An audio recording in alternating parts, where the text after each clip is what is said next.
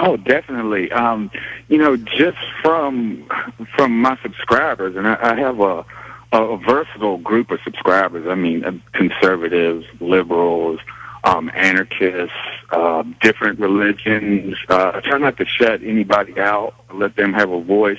And I always try to, in my earlier videos, try to include everybody and try not to push too hard.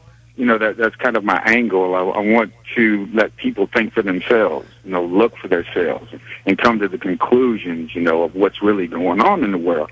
And I get letters, PMs all the time on YouTube of people who even disagree, with some of the videos I put out. But, just because of my presentation and stuff, that they have admiration and respect, and we do find the common ground. And, and then I have other people ask the same question, what can I do? What can I do? Or, you're preaching to the choir. You're preaching to the choir. And I'm like, well, I get a lot of letters from people who are waking up all the time. And, and then sometimes you need to preach to the choir because they need to hear it, to give them motivation and inspiration to keep pushing that information out there because people are waking up, for sure.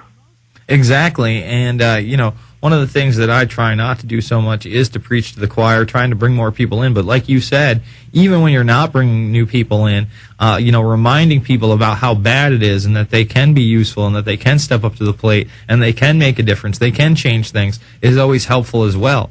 And, with this video now in its first week going viral, I mean, the DVDs literally haven't even hit the streets yet. People don't have the DVDs. It's only on the web. The buzz around this movie is tremendous, and I'm hoping in the next few months we can keep it going. We can call into, these phony neoconservative talk shows like Hannity, like Limbaugh, like Michael Savage, who is now saying, oh, there's going to be a false flag attack.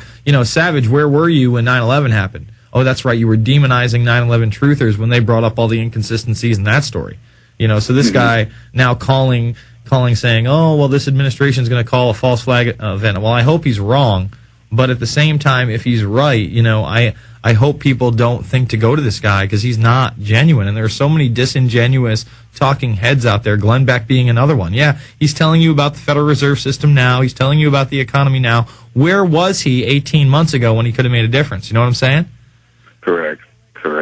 And this is like a lot of the people who support Obama. I mean, I really feel bad. I really do feel sorry for these people because they're really putting faith in this guy. And it's like I've seen them just on the new video, the Obama deception, and they don't even watch it, or they don't have anything that they can actually, counter any of the evidence that was presented. It's all conspiracy theories, and it's like, no, this is factual documentation. These people saying it. I mean, there is no change. I mean, look at his cabinet. I mean, it's just crazy. It's like these are the same people who are CEOs, and, and have been doing this for so long. I mean, look at Henry Kissinger. I mean, come on. He's had his hand in every president, and, for forever. It's like there's no change there, and I really feel bad for people. But the thing about the new film, the Obama, is I haven't seen one comment from anybody who is disagreeing with it that can give any kind of documentation or have any really legitimate argument about anything in the video. Well, let me say this. This video has gone so super viral that I got a phone call from somebody I haven't spoken to in like 2 or 3 years. Physically, we keep in touch on MySpace. We used to flip pizzas together. And he calls me out of the blue today. And he starts telling me how one of the guys he works with, he works at this government site in Washington where it's got a ton of nuclear waste. I couldn't believe it when he was telling me this stuff. He's like, yeah, I help clean up and I do all this other eco work. And I'm like, oh my God. But anyway, he's like, my boss came back from California and he had your movie, Fabled Enemies. And he's like, I didn't even know you'd made this one. We have talked about loose change before. But then he said, what's going on with this Obama deception?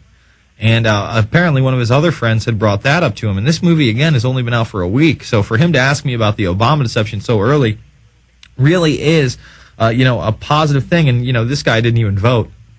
And the funny thing is he's telling me his friend that contacted him about the Obama deception actually voted for Obama. and is just kind of starting to wake up. And he's like, what do you think about this? And Dan's like, well, that's why I didn't vote. He's like, because it's so obvious that both parties are controlled, by the corporate elite. Mm-hmm.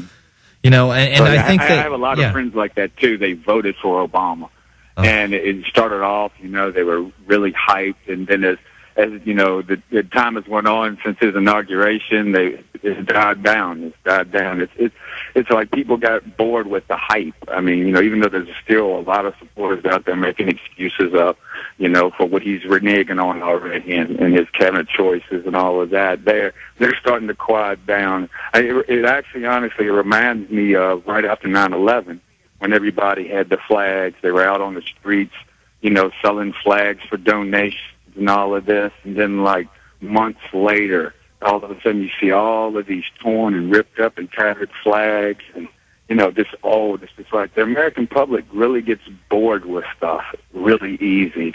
And I think that the hype has died down for Obama, and this is a really good time to change, and get those people that actually voted for Obama, and showing them the real deal and getting them to turn around and get them excited and like they're, just figuring it out for themselves that, hey, this guy's no different than Bush was or Clinton was, actually he's more like Clinton, than Bush, Yeah, because he's a slicker speaker and he looks like he actually knows something because he is intelligent. He doesn't stumble over his words. He actually, has a likable demeanor. Yeah, it's pretty scary when you have a Clinton-esque president in a time when they're gutting the economy. Mm-hmm. Mm-hmm. Did you hear this story I talked about in the first hour? IMF poised to print billions of dollars in global quantitative easing, and that they're going to now print billions of dollars worth of a global super currency in an unprecedented new effort to address the economic crisis. Here they are admitting that they want to print a global super currency and that they're going to be discussing it over at the G20 happening in the beginning of April. That's a conspiracy theory now. I guess so, because, I've been talking about a global currency and a global government, and here it is. It's unbelievable. But now that the Telegraph is telling me, and it must be true, it's just like now that Time Magazine is saying that there's a new world order, it must be true, but we can't talk about it in a derogatory manner. Kenneth, why don't you give up your YouTube channel? It's ChangeDaChannel. Mm-hmm. Spell it for folks? Because it's D-A, right? ChangeDaChannel. All right, Kenneth, thank you so much. It is a YouTube channel, ChangeDaChannel. We'll be back after this. We're going to take your calls and go over some more news. It's the InfoWarrior, PrisonPlanet.tv, Infowars.com.